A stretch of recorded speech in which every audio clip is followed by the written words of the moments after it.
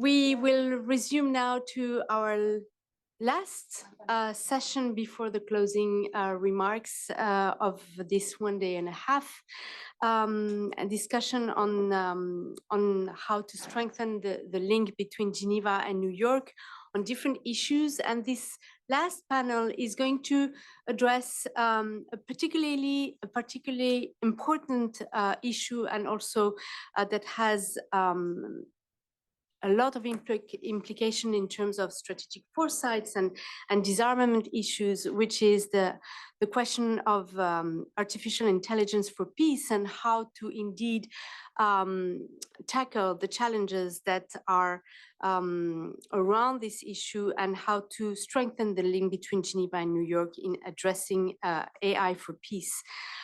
Indeed, when it comes to international Geneva, the international Geneva ecosystem has a lot of strength in terms of humanitarian action, global governance, disarmament, and the international Geneva is well suited to contribute to the development of robust ethical standards for AI, including on peace-related activities.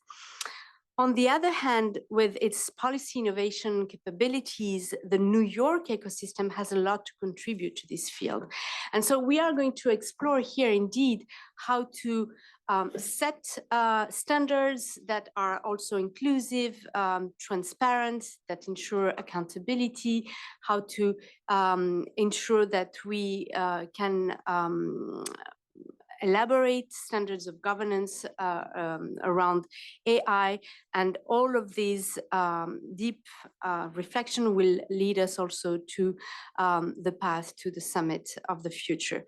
For these issues, we have, like we had the last 1.5 days stellar panel that I will introduce in order of their intervention. And we are very pleased and honored to welcome first Her Excellency Maritza Valverde, who is the permanent representative of Costa Rica to the United Nations. The floor is yours, Ambassador. Thank you very much, and thank you for being here today. Bridging New York and Geneva is crucial, and AI is the vehicle to do that. I would like to I'll structure my presentation around 3 points. The first one is that we need to think seriously how AI is going to impact world stability. And this issue has been discussed at length in Geneva in the context of the CCW. But there is not only an international humanitarian law dimension to AI, there's a human rights dimension and an accountability gap, because our legal frameworks at the national and international level are not ready yet to address the risk or the consequences of the malicious use of AI. So that conversation has been held in Geneva for a while. Nevertheless, in February of this year, in Costa Rica, we held the first meeting around autonomous weapon systems in Costa Rica at the hemispheric level, and we have the Bellal communique. Later in September, there was a meeting at the Caribbean level, a CARICOM meeting, where the Port of Spain declaration was adopted.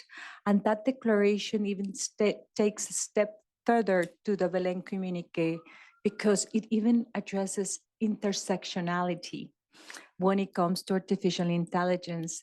I encourage you to look into the declaration of Port of Spain, because it's a step forward. It means that the region of Latin America and the Caribbean is taking seriously the issue of AI, and especially when it comes to international peace and security. But this is beyond that. And beyond military applications, we face risk. We all concur that we are facing risk, but also opportunities. There's issues on governance and that makes us call for an inclusive, representative development process. And the greater risk of AI are beyond their military application.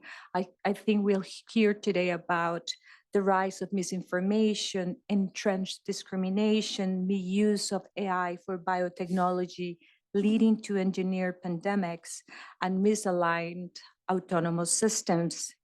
This means, and this comes from a disarmament expert, that we cannot focus only on disarmament, on arms control to tackle AI risk. We need to go beyond the traditional silos. And the Global Digital Compact is that opportunity to bridge Geneva and New York, to make sure that the technical expertise that Geneva has comes to the most representative body in the world, that is the General Assembly. And it is here when we can recognize that AI development and deployment cannot be ethical if it doesn't address the digital divide, and that we need to democratize AI oversight. The fact that we have a high level advisory body on artificial intelligence is crucial, and I cannot underline enough this point. This initiative is crucial to highlight for member states the risks and the benefits of new and complex technology, but also to avoid falsely polarized debates between addressing innovation and risk mitigation. And we are looking forward to the reports by the body at the end of this year and in 2024.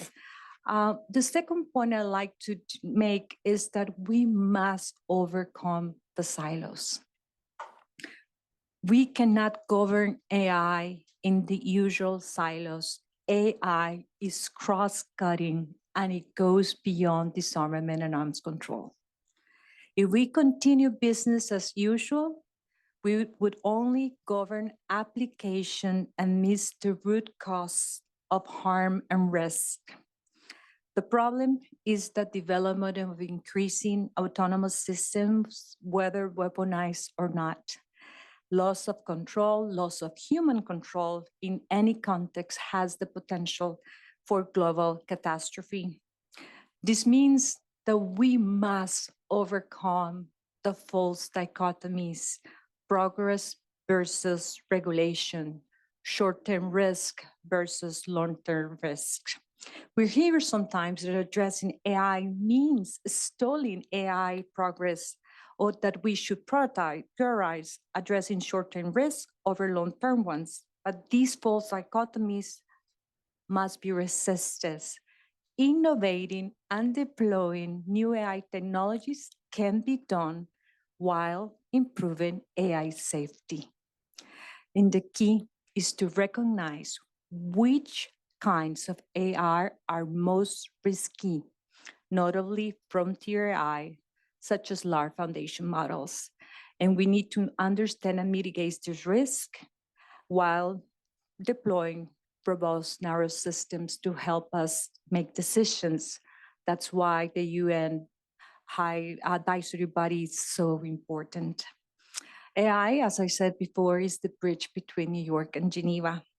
We need collaboration and not competition between the two UN capitals. We need to maximize our strengths. Geneva has the expertise. New York has the representation that we need across the board. And the timing is not tomorrow, it's today. The speed of the changes are so fast that while we're having these discussions, they are technology that is moving at a speed and a level that does not have any guardrails. We know that large language models like GPT-4 may display prejudice or bias. It can also exacerbate exclusion.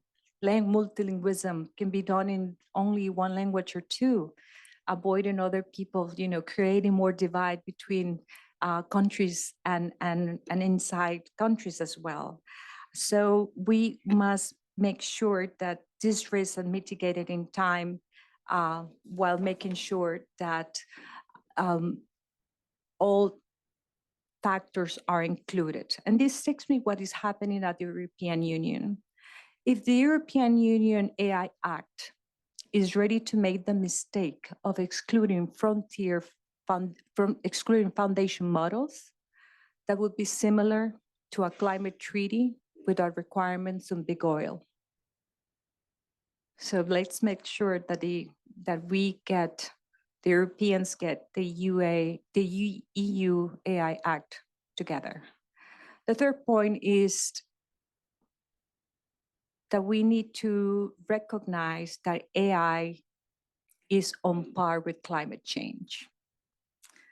Across New York, Nairobi, Paris, Vienna, and Geneva, AI is becoming a core issue for the multilateral system, and for good reasons.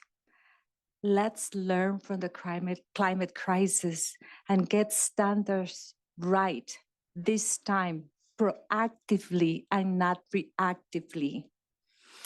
We should leverage our strength, focus on standards development, inspection of research facilities, and development of peaceful use of this transformative technology. We need also responsible development of training data for the fine-tuning of models and for the monitoring of compute resources and for the safe scaling of training runs. We need institutions empowered to keep up with the breakthroughs and to constantly adapt to this changing reality and to encourage positive innovation and avoid global shocks. Microsoft, for instance, has advocated for an agency similar to the International Civil Aviation Organization. OpenAI has called for an IAEA for superintelligence. In a first step, and other AI researchers, meanwhile, are keener on a CERN-like entity.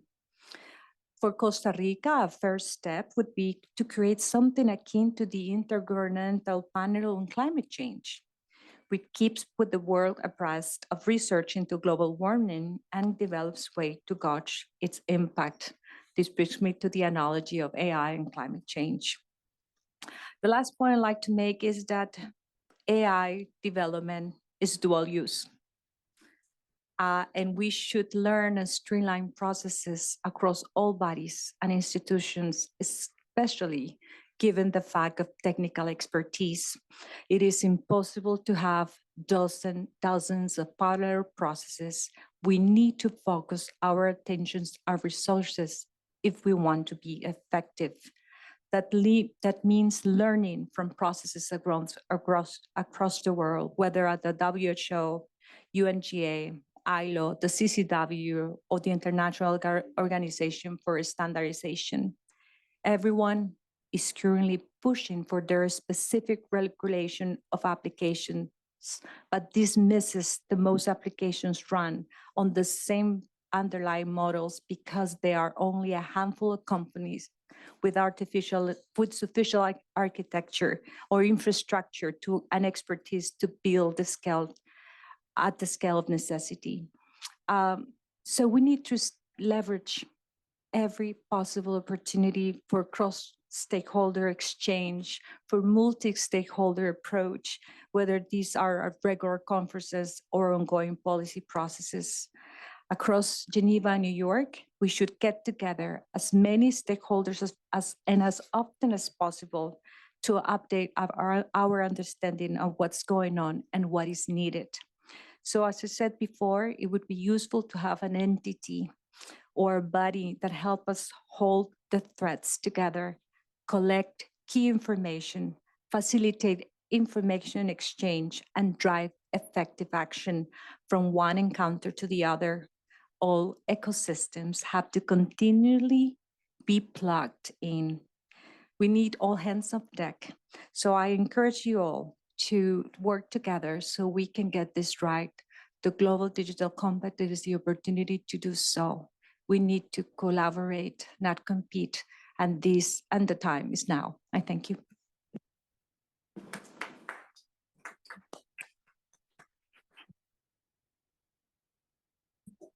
Thank you very much, Ambassador, also for highlighting ways to be creative and innovative to be able to create a new regulatory entity which is able to work across silos, as you said, because AI does indeed impact us in all possible ways. And it is very important to be able to think with a complex mind as well. So thank you for these remarks.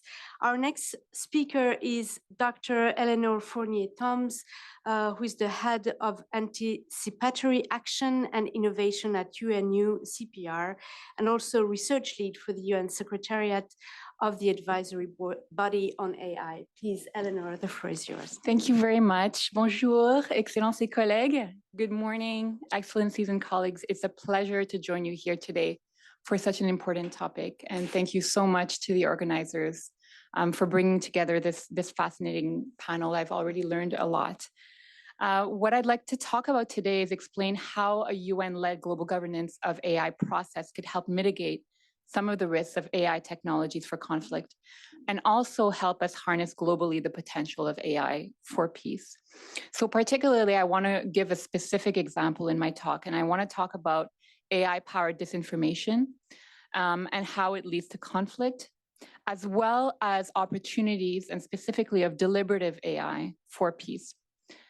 So over the last year, we've seen increasing calls on the UN to lead a global governance approach. And I think there's a lot of different reasons for that. One is that it was driven by new advances in AI. So we were all, I think, taken by surprise by the amazing power of generative AI advances over the last year. We also had existing threats such as automated weapon systems, but also a lot of work that was done in the background on ethics that kind of came to the fore: discrimination, stereotyping, and exclusion in AI. And I think the other thing that we also all realize is that there's a great potential for new types of AI technologies that we haven't seen deployed yet. They are all currently under development, and probably in the next few years, we're going to see some, again, be quite surprised by the potential of AI. And so all of this comes together in terms of a necessity for a global framework to govern this very complex and active ecosystem. In a sense, we could have been content with national regulations, and we've been for the last 2.5 years really impacted by the approach of the EU Draft AI Act. The US Executive Order on AI, which just came out on October 30th, was also quite interesting, not a regulation, but certainly a very comprehensive and sweeping policy framework. And what they did is that they worked towards their work towards certification and risk mitigation really helped ensure safe deployments of AI system. But I think one of the gaps is that these more national or regional frameworks don't really look at what could happen if international non-state actors co-opt these technologies to propagate conflict. So even if you deploy a technology and you're a company and you've done all your certification and you've checked that you don't have discrimination and so on, the use of your technology for a conflict setting is something that is not considered in these current regulatory frameworks. So we can consider both conflict and disinformation as global challenges, which really need globally coordinated solutions. So I want to show an illustration of this based on research work that we've done at UNU in partnership with Geneva-based organization Interpeace, which is about AI-powered disinformation and its impact on conflict. So we've observed in our research over the last year that there's been an increase in the uses of generative AI for disinformation campaigns globally. I think none of us are extremely surprised, because as soon as you see generative AI, you can see the potential for disinformation. And so the risk here is that this can be used to not only stir up conflict, but also impede interventions to mitigate the impact of conflict on civilians. And that's where disinformation campaigns that are affecting humanitarian interventions, peacekeeping operations is also really critical. So AI relates to disinformation in 3 main categories. One, you can use AI to generate disinformation. So this is where generative AI comes in. And the objective of that is to influence opinion in favor or against certain conflict actors. The second one is a more traditional at this point use of AI, which is AI to disseminate disinformation. So through recommendation systems, which continue even now after, I guess, over a decade of analyzing this, it continues to favor polarizing content. But the third use of AI in this context is actually to monitor disinformation.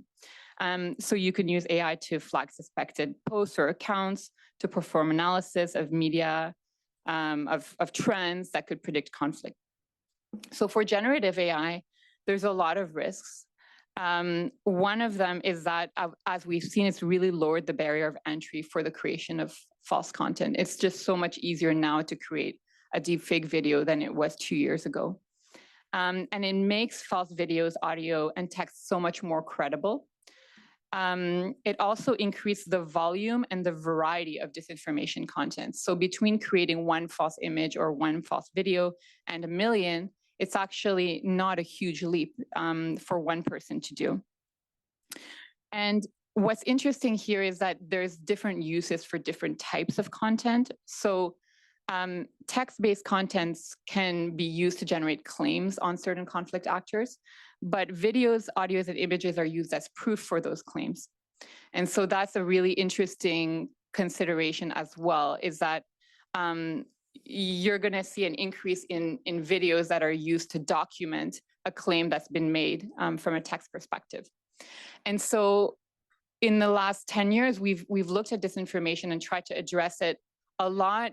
One of the ways we've addressed it is by digital literacy. So teaching people to be able to catch, check the links that you click on, look at the videos and see some pixelation or some strangeness in these videos. Now, this digital literacy training is really challenging because it's become almost impossible for individuals to tell if the content that they are seeing on social media is real or not. And very quickly, our information ecosystem on the internet has changed. So there's a lot of solutions to AI-generated disinformation, and they've been presented by various actors in the domain. So whether it's international organizations, civil society organizations, governments, and the private sector. What's really interesting is that these solutions, some of these solutions do use AI, and others use analog methods. So for AI, you can do content moderation, you can filter accounts, you can track trends in hate speech. And so misogynistic hate speech, for example, was a trend that was tracked early on in the COVID-19 pandemic. And we saw that translated into an increase in gender-based violence during the pandemic. And so some very interesting and important analysis there that can really only be done using AI tools. But there's been a lot of civil society-led fact-checking campaigns as well, which use traditional journalistic fact-checking methods. So in sub-Saharan Africa, where we've done a lot of our research, there's an organization called Congo Check that does a lot of this work. There's another one called Africa Check, and they're led by independent journalists, and they fact-check one video at a time, which is very impressive and important and also time-consuming. So what I would say here is that the solutions to disinformation are multi-pronged. It's not just one intervention, but a series of interventions. So AI's early warning system is one intervention. Guardrails and watermarking from generative AI companies, important, but only one intervention, not the whole solution. Advanced content monitoring from social media companies, important as well.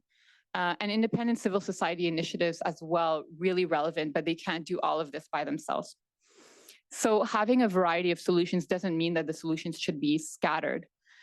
In fact, we have observed a lack of integration of these initiatives into an overall framework. And I think this is a real opportunity for us, where we could track success, share best practices, and really coordinate approaches to disinformation. Still, you see a lack of commitment and resources to fighting disinformation fully. Because it's so complex, I think we need much more resources allocated to this. Part of it is thinking maybe we can't fight disinformation. It's kind of a wave that's just coming over us. I don't think that's true. I think this really nuanced and multi-pronged approach would really allow us to do a lot in addressing particularly AI-generated disinformation. And so both having an integrated approach and putting more resources and global commitment to this would be really relevant. And so I'll finish by relating this a little bit to the work of the AI advisory body, which Amandeep will speak about in much greater detail. So the body, as you all know, is publishing a draft report by the end of 2023. And one of the things that it begins to do is develop a real understanding and framework for global AI risks in order to be able to inform and monitor issues just like AI-generated disinformation. And it also allows us to think about how to harness the opportunities of AI from a global perspective. So thinking about fostering global equality, thinking about building capacity, particularly in emerging economies or among underrepresented groups, how to promote inclusion in the achievement of the SDGs in AI, and finally, how to use AI for peace to harness the information ecosystem and also to allow people to converge rather than polarize. And so I'll bring just the other example, which is an opportunity of AI for peace, which is the opportunity, I think, of deliberative AI, really an underutilized opportunity of AI at this stage. So deliberation is really a process of exchanging ideas and perspectives in such a way as to converge on new positions or potentially develop new ideas. So perfect for peace. And it has many measurable indicators. So I've been working with an index, which is called the Discourse Quality Index. It's been over a decade. I really like it. And it gives you indicators of what a good deliberation means. So you need diversity and participation, you need respect, you need people that consider the common good over their own position, and so on. And so all of these elements are conducive to a convergence in solutions that could lead to an agreement. And they're also conducive to harnessing large language models in order to allow for a broad participation of people that might not usually be able to interact. Either maybe they're in a hard to reach area, maybe these groups would never meet and reach each other. There's so many different reasons why people would not be able to physically meet to have a good deliberation. But these tools do allow people to understand other perspectives and see where they would agree and where they would have areas of divergence that they might need to address. So there's a lot of pilots that have been done in this domain globally. UNDPPA did one on Syria and Yemen, a global or a large-scale virtual dialogue. So there's a lot of interest there, and I'm just mentioning it as an area of potential for additional thinking, deep thought, and resourcing as we think about AI for peace. So these are one of many reasons why a UN-led process on the global governance of AI is so important. It allows us to address AI-generated disinformation in a way that is difficult for national actors to do. It allows for a comprehensive and multi-stakeholder approach, which could lead to the integration of the various solutions that we've discussed. And it really has a potential of greatly impacting the issue and reducing the virulence of disinformation-driven campaigns. And finally, it would allow the global peace-building community to more fully harness the potential of AI for peace, such as deliberative AI, and benefit from the opportunities of AI in an inclusive way. So a few recommendations now for building bridges between Geneva and New York. As was mentioned really, really interestingly by Her Excellency Maritza Valverde, there are a lot of silos between communities, the different communities, and you have more expertise on peace building and deliberation, maybe in Geneva, and more work being done on the policy, AI policy in New York. But really both subjects go hand in hand in order to better understand the subject of AI for peace.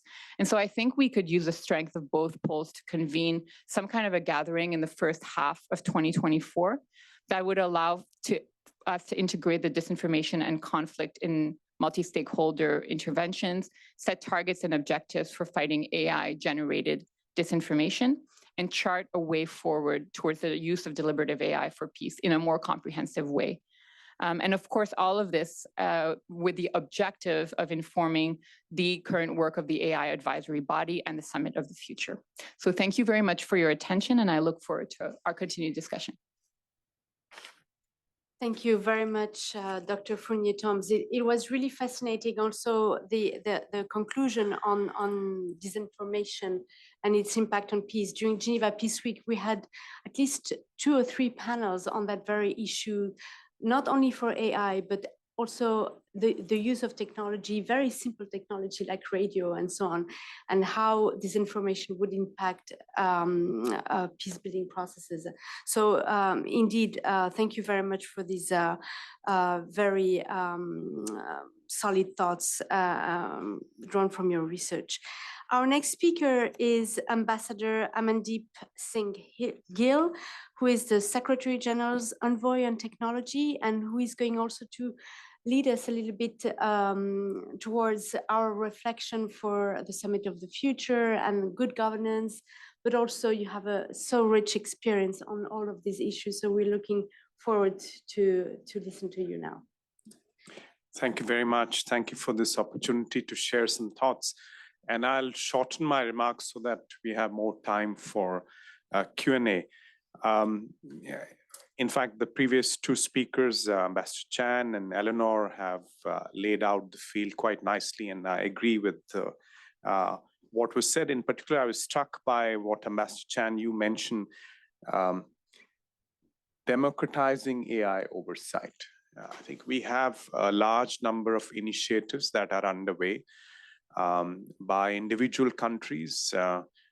The very comprehensive executive order that came out of the White House on 30th October, China's interim measures on generative AI.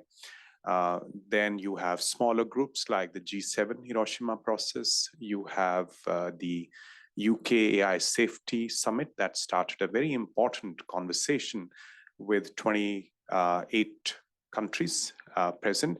So I think we need to spiral this up to a universal forum, and that is the United Nations. And exactly this is what's the opportunity today and the effort today, both in the context of the Secretary General's multi-stakeholder global high-level advisory body on artificial intelligence, 38 members drawn from different fields of expertise from different regions, who are serving in their individual capacity and pooling their insights along essentially 3 tracks, the risks and the challenges, and they are linked and different, the risk side and the challenges side, the opportunities and the enablers, again, linked but different. We have good reason for this distinction in terms of the focus.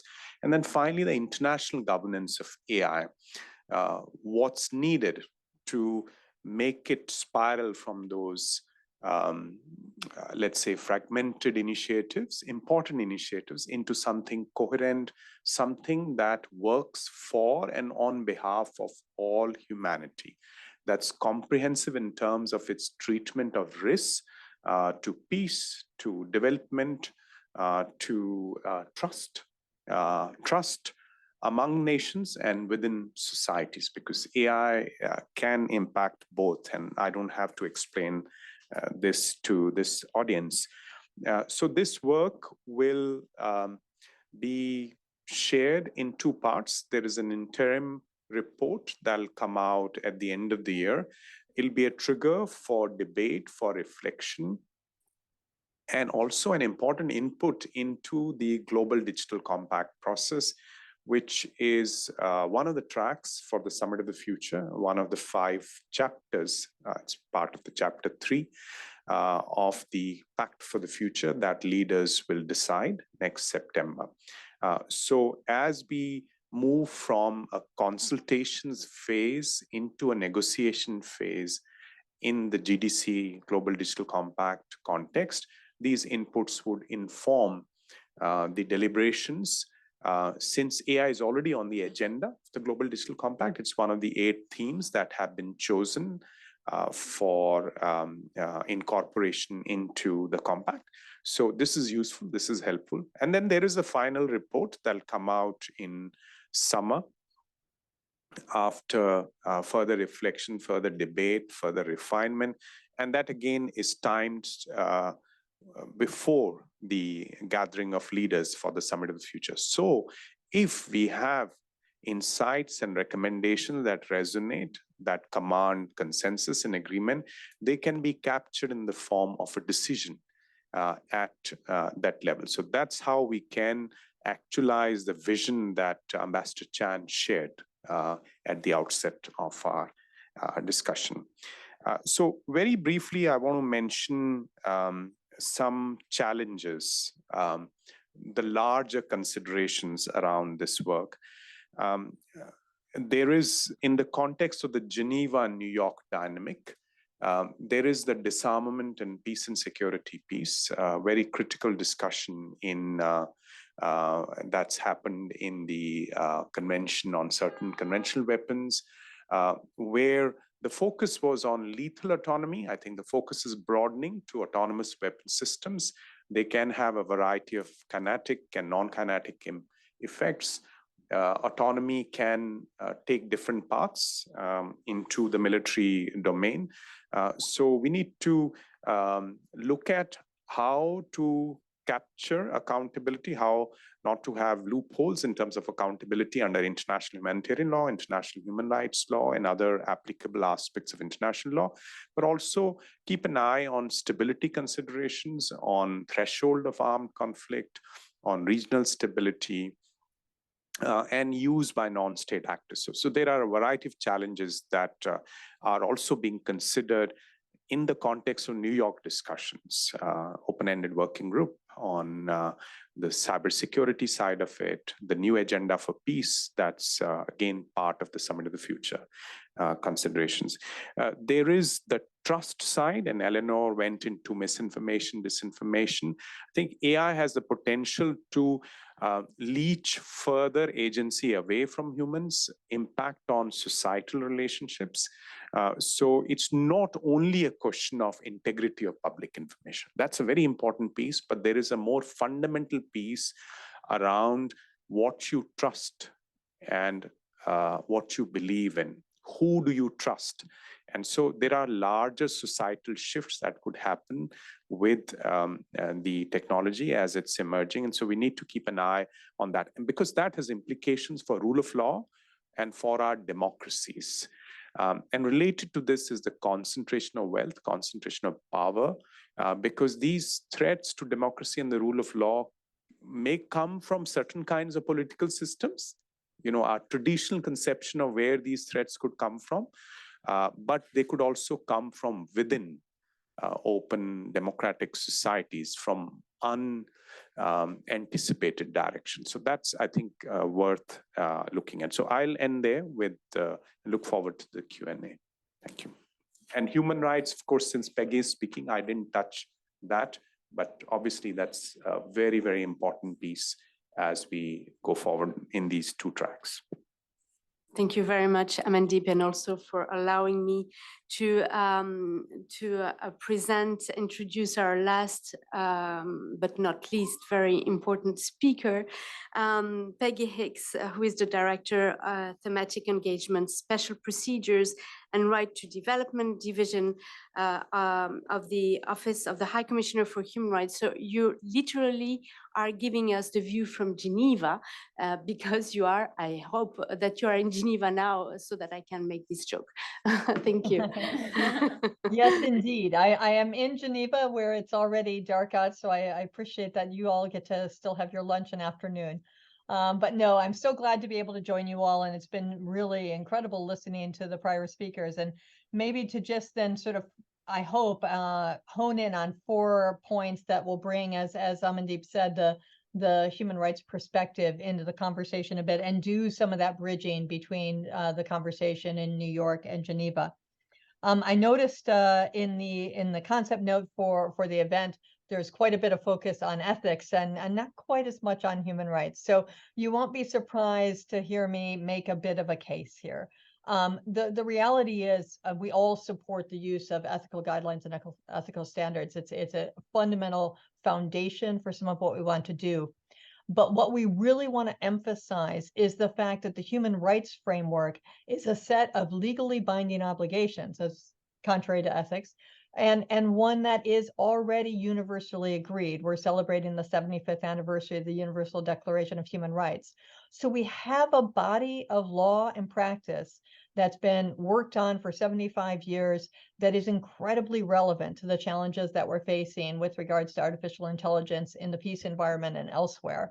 And so we really think that there's a value to really looking at how we can better integrate this into conversations. And I bring that point up specifically with regards to the fact that, we've heard a bit about some of the work that's being done on frameworks and guidance for responsibility around AI, including in the military domain. And I have to say, a lot of that work probably does not sufficiently integrate human rights from our perspective. That goes to some of the points that Ambassador Chan made about the different silos. I don't think it's always a conscious decision not to do it. It's just that the expertise that you need to sometimes be able to incorporate those standards and guidance in the way that you'd like is not always in the room. So with that in mind, I thought I'd say a few words about some of what already exists to be helpful in terms of this integration of human rights into the conversations around AI and the peace environment. The first is that there's a huge body now of recommendations, both by our office, the UN Human Rights Office, but also by the so-called international human rights mechanisms, the special procedures on a wide variety of topics. The special rapporteur on older persons has done work on this. The special rapporteur on violence against women. Across the full spectrum of the topics that you can think of as human rights topics, there's basically work on each of these with recommendations that can be drawn on. And there's also, of course, resolutions and support from the UN Human Rights Council here in Geneva, including, for example, a resolution passed in October 2022, specifically on the human rights implications of new and emerging technologies in the military domain. And we are able to bring together a very broad range of states to support those initiatives. And it's something that I think provides a really solid basis for some of what we want to bring into the Global Digital Compact as well. And so really hoping states will draw on that work. I also want to say that we have a specific project through our office that focuses on the responsibilities of business in the field of digital technologies. And in particular as well, there's responsibilities of government to ensure that businesses comply with and support human rights in the way that we need them to. And part of that project, which we call BTech, actually is a project that we launched in May on generative AI. And we've just completed the first phase of that project and launched our report and a number of additional documents, including, for example, an overview of human rights and responsible AI company practice and the taxonomy of generative AI human rights harms. That's all on our website and is, I think, very relevant to the conversation we're having today. Finally, I wanted to flag that the Secretary General 3 years ago now has pushed the idea of having human rights due diligence guidance for the UN and how it uses and deploys, develops, and designs digital technologies. And so we've been working on that guidance in an interagency process, and it's coming to fruition now. And what we hope to have at the end of it is a proactive, ethical, human rights-based, and mandate-led approach to using AI internally within the UN system. But we're also hoping that that can sort of set some of the framing that other actors in the field can use. The second point I really wanted to focus on is the fact that we see some risks in the way that conversations around artificial intelligence in the field of military and security policy are being developed. What we see is a tendency to frame issues in a completely securitized or militarized context that does not allow for discussions across silos, as Ambassador Chan mentioned. For example, one of the things that we've really focused on is bringing into the cyber crime treaty convention discussions more of the human rights perspective. And this comes through in national legislation as well, relating to malicious cyber operations or ICT information operations, where we look at them only from a security perspective and not from a rights perspective. So one of the things the new agenda for peace by the Secretary General calls upon states to do is to move from this overly securitized or militarized approach to peace and instead focus on human-centered concepts for disarmament. And we're really part of that conversation as well. And we see that in conversations around AI governance. We, for example, participated fairly recently in the REAIM Global Summit on Responsible Artificial Intelligence in the Military Domain in February of this year. And one of the things we wanted to do was bring in the human rights law perspective and advocate for a human rights-based approach to AI in the military domain in that context. And that's it's not a conversation that we're always at the table for. So just emphasizing the need to bridge some of those gaps. The third piece we wanted to bring into the conversation is really around, and I think this point has been made, so I won't spend much time on it, but how sometimes the conversation around AI in the military domain just hones in on and stays on the issue of lethal autonomous weapons. And that, of course, is an incredibly important topic and one that we feel very strongly about from a human rights perspective. But we want to emphasize the fact that we need a far broader range of looking at other technologies using artificial intelligence in the military domain that can have an impact on human rights, including, for example, decision support software, which isn't the first thing you'd think of, but is an incredibly important piece of it. So broadening the lens at which we're looking at these issues in the space. Finally, having said quite a bit about some of the areas we're concerned about, I wanted to close by focusing on some of the ways in which we're really looking, as I think Eleanor's comments focused as well, on the potential applications for use of artificial intelligence in a way that can help us promote peace and identify and address risk in a different way. So while we agree with the concerns around AI and its ability to supercharge disinformation, particularly generative AI, one of the things that we're excited about is the use of artificial intelligence and machine learning that will allow us to better prioritize prevention efforts, really being able to link what we know about human rights violations and their link to a risk of deterioration leading to conflict in various ways. And we've already started on a project that really looks at how we can make those connections better. And it's one, of course, that depends on machine learning to be able to bring in everything that we can. And we're looking to do more of that work, really linking up what we know about human rights and its relationship to conflict and crisis, and making that more accessible and more actionable for states who are trying to move forward and prevent conflicts, which is, as we know, the important place to engage, rather than waiting until after the fact, where both the human costs and the financial costs are so much greater. So those were the points I wanted to bring from Geneva today, and really looking forward to the following conversation. Thank you. Thank you very much, Peggy, and also for reminding that indeed human rights is not mere soft law, but that states have legal obligations to consider a human rights approach to these issues as well. So thank you very much for this. We do have some time for Q&A. We will have to close at 20:15, but please, the floor is open to you now.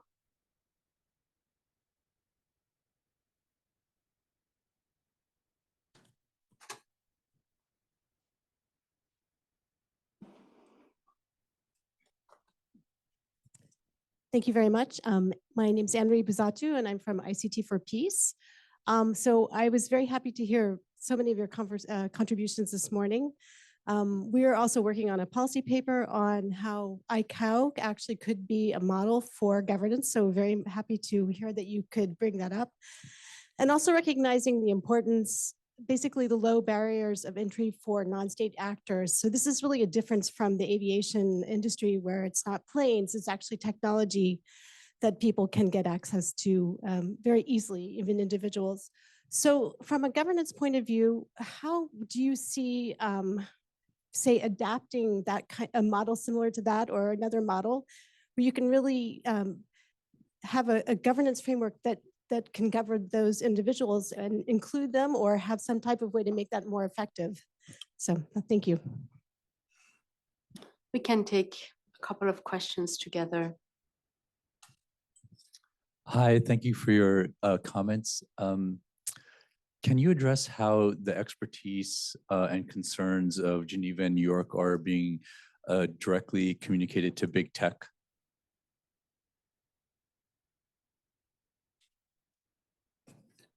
One last question here for the moment. Yes. I'm Brigadier Sumal from Sri Lanka. Today, with the expansion of digital platform and the social media, the managing of this misinformation and disinformation has become a challenge. And this has greatly affected the safety and security of the peacekeeper. So for my understanding, AI is basically based on data. So which put on the peacekeepers on reactive process to counter this misinformation and disinformation. But as the character of the conflicts changes rapidly, so countering them is too late. And how realistic is when we are going to use AI to manage this misinformation and disinformation when we consider this rapid change of character? Thank you. Okay, so 3 questions, one on governance and which model would work better. How do we communicate these concerns to big tech? And a question on misinformation and rapid development on the ground. So who would like to start? Amandeep, please. Yeah, perhaps on the ICAO question, I think that's a very thoughtful question. There is no cut and paste here. What's interesting in the ICAO IMO context is that standards are developed for safety, for interoperability, other desirable goals. And then there is a lot of execution that's left to the national jurisdictions. I think that's something of interest in the AI context. The challenge you pointed out, how do you involve other stakeholders in more meaningful ways? Because this is more of a people-facing technology. It's not planes flying, but it's something that is in our hands, in our pockets, in front of our eyes. I think this is a design issue that will have to be thought about. The existing models are not compelling enough. So I don't know if that answered your question. The communication to the private sector, the private sector has to be part of these discussions. So that's why on the advisory body, you have representatives from different companies from around the world, different ways of approaching AI, including open source approaches. And then communication, I think a lot of communication is happening through SG statements, our statements where we, on misinformation, disinformation in particular, there's a lot been said publicly, and some of it, of course, in private conversation. And there's a very interesting piece that Peggy can perhaps speak to, the BTAC platform. I think our challenge, again, in the context of taking it to the next level is how do we reinforce accountability of the private sector players while not occulting the accountability of states under their legal obligations. Peggy, you would like to intervene? Or Oh, sure. Well, either way. Oh, no, Peggy, sorry. No, I was talking to Ambassador Chan. Sorry, Peggy.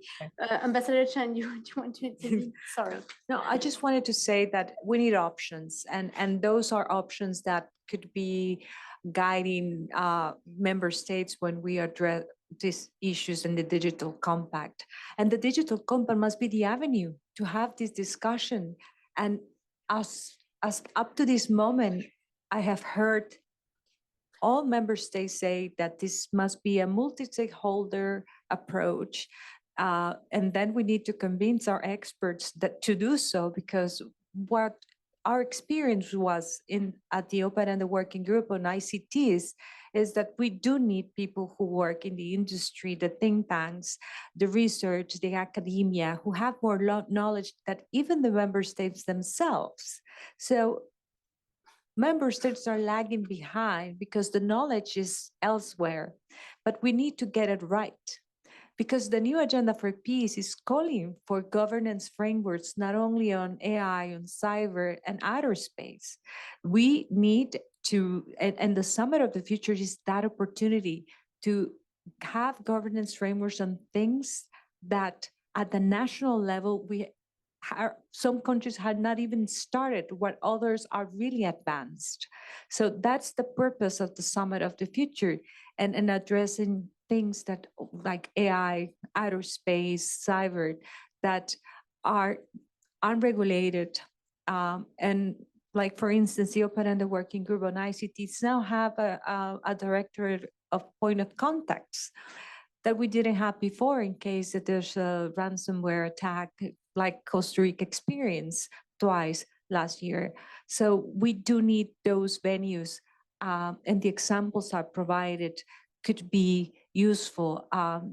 The IPCC model could be a first step in the advisory board.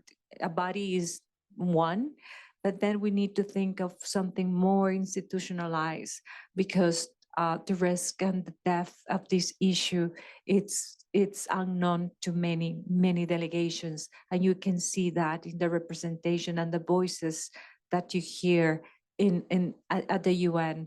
There are entire continents that are not speaking about this issue. Peggy, now, sorry, I give you the floor now. Oh, that's great. Thank you. Just picking up on the question about the models for governance and how they apply to individuals. I think it's a really important question as well. And it leads me to just a general point that I won't go into, but I'm at least largely convinced that we aren't talking about one single thing here that will answer all of our questions in terms of governance, that we have to think of a constellation of applications that will pull together our objectives in different spaces and address those. So it's not like a one size fits all that will solve all of our concerns around how we govern AI. And I do think that issue of the consumer applications is a particularly good example of where we need to be creative. But spending most of my time on the how we communicate concerns to big tech, and thank you for giving me a chance to bring that in. As Amandeep mentioned, the BTech project that we have is very much around that. But I do want to emphasize it's a two-pronged approach. The UN Guiding Principles on Business and Human Rights are very explicit. States have an obligation to regulate and control human rights harms that companies may be causing. So we are also working very much with states about how they can live up to that obligation to do what they need to vis-a-vis technology companies in general. At the same time, we have within it a community of practice that involves the largest tech companies, and we have ongoing engagement with them. And if you go to our BTech website, you'll see a number of areas of work where we've engaged with them on business models, on supply chain issues, on a variety of things, trying to bring together good practices there and really push a rise to the top within that community. And obviously it's a community in which we do very much flag for them concerns that come up, and we've had conversations with them around particular issues that companies are grappling with. For example, state demands to do things within the tech space which may not be fully accorded in accordance with human rights, and how tech companies can respond in that environment, and sharing experiences on some of those issues, for example. So that's a dynamic environment that can be useful. One thing I want to emphasize is that it's largely right now has been focused on the Western big tech companies, but we also have a BTech Africa project that was launched this year, and we're looking to expand in Asia and potentially India as well. So it's something that we really see a need for that sort of mechanism elsewhere.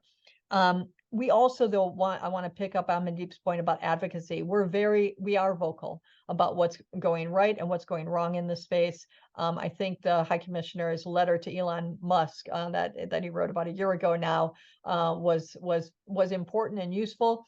But one of the things we really want to do next is to really focus on something that's a more differentiated analysis of who's doing what within the social media platform environment. And this goes to Eleanor's point earlier about the extent to which we need to look at disinformation and what's being done about it in a nuanced way. We have platforms that are actively doing nothing, if you can actively do nothing, but they've said explicitly that they're not going to moderate this bad content. And we have others that are, making efforts, very flawed efforts in many cases, but working on it. So we do need to look at it in that way, and looking forward to that. And the final thing I just say very quickly, one sentence, is that we are also trying to find a better channel to bring the concerns of human rights defenders who come to us with concerns about the tech companies, and working with the companies to improve the way that they respond to those issues in a timely and effective manner. It's work that's in progress. We need to do a lot more on that space. Thank you. Thank you very much. So the last word goes with you, Eleonore, and then we'll have to close the panel. Oh, okay. Thank you. So I'll really focus my response on the really, really good question about disinformation. So thank you for that. Yes, disinformation has really had a big impact on peacekeeping operations globally.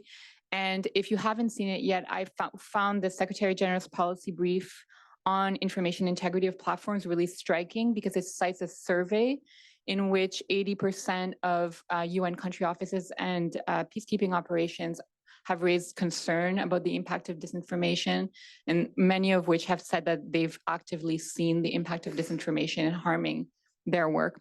And so it's really important. The question of whether countering disinformation is often too late, I think it's a question that comes up a lot in AI generally, actually, where one of the main barriers in the last few years for regulation has always been, AI is moving so quickly. Can we really do anything about it? And I would say for disinformation and AI-generated disinformation, I think it's important to see it as a process and not a binary. We're not going to have an intervention in which we've resolved this issue. So this is something that is of great concern to a number of different actors around the world, to peace. And so it's going to take a number of different interventions. And I think the main point that I'm trying to make is what is really missing right now is an integrated way of addressing AI-generated disinformation, so that all of these various interventions, all of which are important, none of which can resolve the issue by themselves, can be harmonized, and we can set objectives, we can try to track objectives, and so on.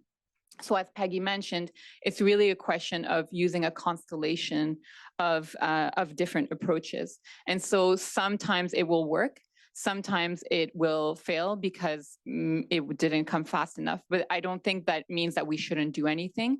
I think it means, on the contrary, that it would require a much more coordinated, much more effort, and more resources as well to address this complex issue. Thank you. Well, thank you very much for giving us indeed those insights, and I do believe we have lots of work to do, but hopefully we'll be able to indeed address both the challenges and the opportunities that AI offer to all of us. So with this, we are going to close this panel. We don't have the time for another round of questions, and I would encourage you to stay for the last final remarks that will close this Geneva Peace Week meets New York edition. So allow me to thank our panelists.